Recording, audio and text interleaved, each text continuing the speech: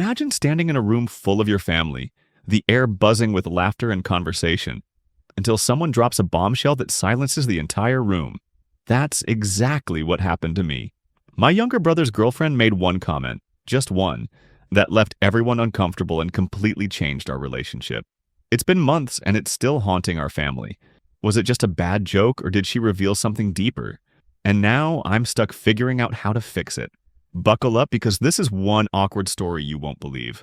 My M30 younger brother's M28 girlfriend, F25, said something that made me and everyone else in the room super uncomfortable.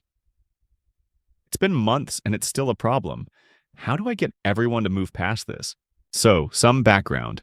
My brother, we'll call him John, and I are very different people and always have been. I'm a nerdy guy who likes playing Dungeons and Dragons and works from home coding websites. He's always been sporty and has one of those corporate office jobs where I swear half of his work is just playing golf and going to fancy lunches. We didn't always get along, but we're pretty good these days. He started dating his girlfriend, who we'll call Jane, a few years back during what was a pretty low point for me in life. I had just gotten out of a long-term relationship that had ended anything but amicably, was burning out of the career I went to college for, and in general was about 2 paychecks away from having to move in with my folks. The stress of it all was taking a toll on my body. I went from the lightly chubby I'd been my whole life to just straight up fat. And shortly after the breakup, I had an anxiety attack so bad it put me in the hospital. It was not a good time to get to know me. I was basically the picture of a fuck-up older brother. But I turned it around. I got the mental health assistance I needed to diagnose and treat some long-standing issues. With that as a springboard, I started exercising more and eating better, finding cooking to be a good hobby that also lead to me eating less takeout, and processed foods. I'm still no Adonis, still got a bit of a tummy, but I'm much stronger and feel better. I was able to quit my job and find a new one in a field that I never considered, but that I found I loved enough that I'm going back to school to work on a PhD in the fall so I can pursue it to a greater extent. And finally, I started dating again. Someone, we'll call her Flo, who was a better match for me than my ex. Which all brings us to the night things went wrong. We have a family gathering at my parents' house, extended family and all, plus Jane and Flo. I'm making dinner, a beef Wellington. Everyone is raving about my food. I also did dinner this past Thanksgiving as well. And also my recent glow-up, my new job, the program I got into, etc. I'm smiling politely and mostly just trying to do a bunch of dinner prep while they won't get out of my way. Then Jane says, "Yeah, never thought I'd pick the wrong brother, but I'm starting to think I might have..." You could hear a pin drop. I said nothing again, just awkwardly laughed at what I assumed to have been a bad joke. Jane's face immediately changed to the look of someone who has only just realized their fuck-up. John looked pissed, and the two of them left the kitchen shortly after. From what I could see, she seemed to be trying to apologize to him while he looked really hurt. My relatives said nothing, not immediately anyway. Flo kind of just winced, and later told me that it was really awkward having to stand there, but she didn't know what else to do that wouldn't have escalated things or put me on the spot. That was over 2 months ago, and both John and Jane avoid me like the plague. Not even a text since then. Whenever I meet up with my relatives, they badmouth her over it, and while I think Jane did fuck up saying that, I really do think she was just making a bad joke. Personally, I think they're overreacting. This aside, I think she's probably the first person he's ever dated who was a fit for him in terms of personality and lifestyle. The only person being normal about it is Flo, who thinks it was weird, but like me, just a dumb thing to say. No jealousy, she knows Jane ain't my type. How do I clear the air with Jane and John and get people to stop bringing this up? I'm sick of hearing about it and just want things to go back to how they were before. Right now, it just feels like a dark cloud over all of our interactions. Update? Same post, same day. Update, message John. Grabbing a beer over the weekend. We'll update later. In the meantime, some clarifying info for some of the other comments. Jane is a very nice person, and she really cares for John. She's been with him through some difficult times, including a period where work separated the two of them for 3 months, and they're otherwise attached at the hip. She does have what some call a lack of filter, we've known that for a while, but she'd absolutely never leave him for me. For why my relatives won't let it go? Probably because they're a bunch of old Italian Catholics who like to gossip, which, incidentally, is probably why they didn't like the joke in the first place. My brother and I have a pretty good relationship as adults and aren't especially competitive. My folks and relatives don't favor one of us over the other, though admittedly they do understand my brother's career path better than mine. I agree with a number of comments that the impetus of the joke was that I'm a good cook, especially when it comes to be celebratory feasts. John is okay in the kitchen, but he's the kind of guy for whom a fancy meal just means picking up a more expensive cut of steak. I really don't think it has anything to do with me being the hot brother now, as a few comments suggested. John and I have always looked very different. Comparing us would be more a matter of personal preference than any kind of objective hotness scale.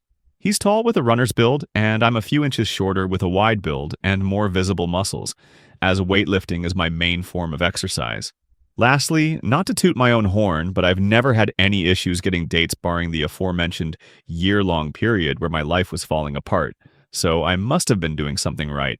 Lastly, as some have said, I probably could have saved everyone some awkwardness by playing along with Jane's comment with, sorry, Flo got to me first, or something else similar. I go into what Flo dramatically calls the kitchen death drive while cooking complicated meals, where I'm laser-focused on the task at hand to the exclusion of all else, and my responses to questions tend to be short, curt, and even a bit rude. Normally I would have tried to help salvage the bad joke, but I was searing a big expensive piece of tenderloin at the moment, so my thoughts were elsewhere. Update post. March 30th, 2025, 4 days later. Met up with John at a sports bar we go to, sometimes when our dad is in town. Shot the shit for a little bit before I asked him if everything was cool.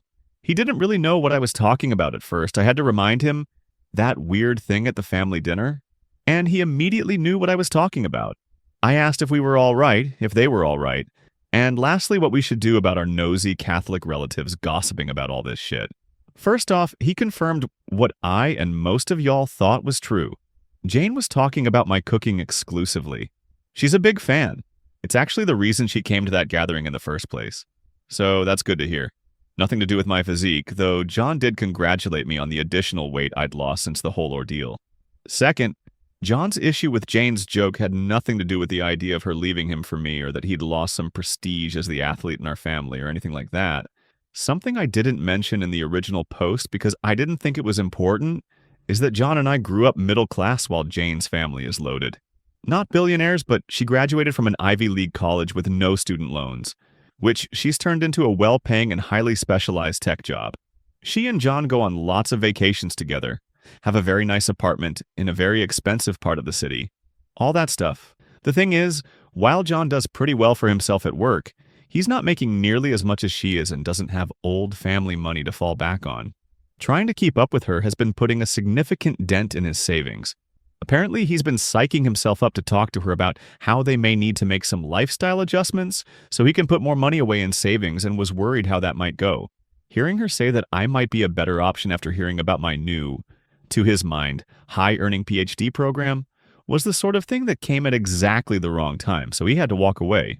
I did have a little laugh at that. This PhD will open a lot of doors for me, but it's definitely not going to make me millionaire. Adding to the sting of that, while he and I don't have much of a rivalry, he does still have some insecurity about me being the smart one of the two of us. I say this with all the love in my heart. John is an extremely intelligent guy, but you'd never know that from just talking to him. He's a whiz with numbers and knows more about corporate finance than nearly anyone I've ever met at any age. He also speaks with the vocabulary and goofy demeanor of a frat boy. So, on top of the anxiety about his rich girlfriend thinking he's too broke to hang out, he was a little frustrated about the idea of a doctorate putting more perceived distance between us. He apologized for that jealousy. I told him it was fine, and if folks were giving him shit, he could tell them he wasn't going to look over their stock portfolios anymore. He also said that he and Jane spoke about the money, and she took it very well. The reason he hadn't been in touch lately was because they'd been looking for a more affordable apartment to move to when their lease is up. The only thing that left was how to handle the extended family. Apparently, John didn't know they were still on about that. Largely because whenever he and Jane see them, they just talk about how Flo has too many piercings and swears too much. That gossip was news to me, so we mutually said, "Hey, fuck 'em," and decided to continue not really letting what they say about our partners get to us. Instead, we agreed to spend more time just the four of us. And before we left for the night, John did ask me for a few of my recipes. This story is a perfect example of how a single comment can create unnecessary tension, especially in a family setting.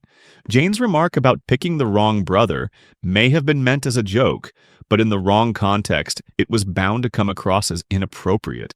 Timing and delivery matter, and in front of family, it was always going to be risky. John's reaction, however, suggests that this wasn't just about the joke itself. His frustration and insecurity about finances were already present, and Jane's comment unintentionally touched a nerve. It's not that he actually believed she preferred his brother, but the wording made him question how she saw him in comparison. This happens often in relationships. One small comment can trigger deeper doubts, even if no harm was intended. The extended family's role in this only made things worse. Instead of letting it go, they kept the drama alive, turning a simple awkward moment into an ongoing issue. This is classic family gossip. Small situations get blown out of proportion, even when the people involved have already moved on. It's frustrating but common, especially in close-knit families that thrive on discussing each other's lives. In the end, the real solution was communication. When John and Jane finally talked, the issue resolved itself almost immediately. This highlights an important lesson. Many conflicts are just misunderstandings that can be cleared up with an honest conversation.